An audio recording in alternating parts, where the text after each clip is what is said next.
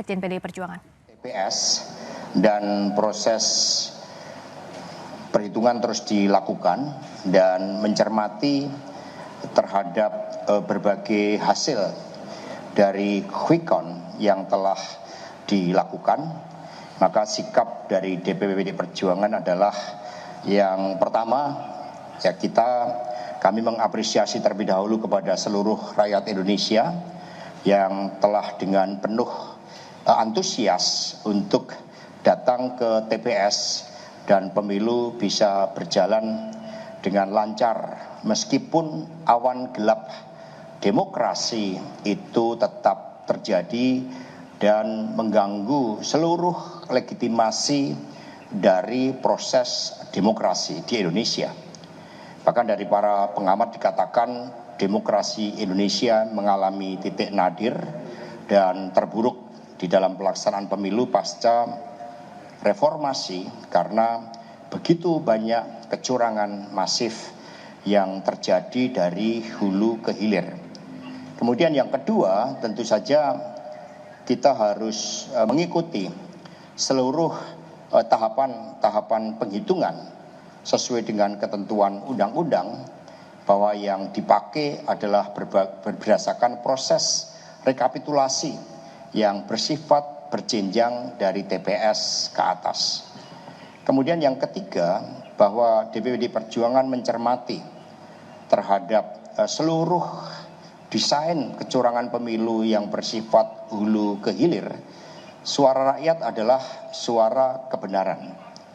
Karena itulah seluruh struktur PDI Perjuangan bersama dengan relawan, saksi dan kerjasama dengan P3, Perindo dan Hanura terus mengumpulkan suatu fakta-fakta yang di lapangan yang begitu banyak juga disuarakan oleh kelompok-kelompok pro demokrasi.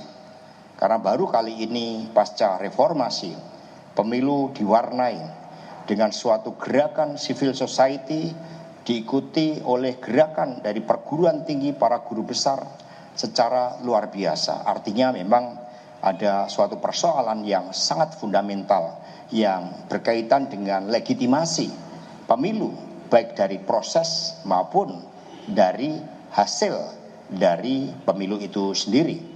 Untuk itu kami akan mengusulkan kepada tim pemenangan nasional Ganjar Mahfud agar dibentuk suatu tim khusus.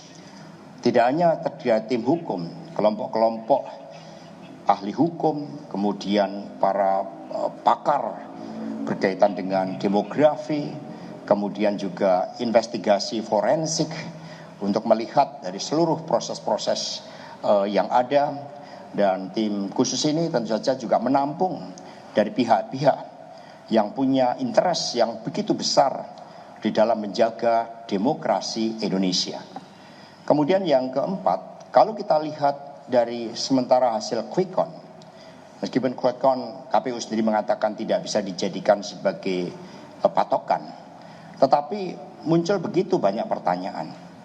Yang pertama adalah ketika pemilu dilaksanakan di dalam demokrasi, di mana anomali itu terjadi.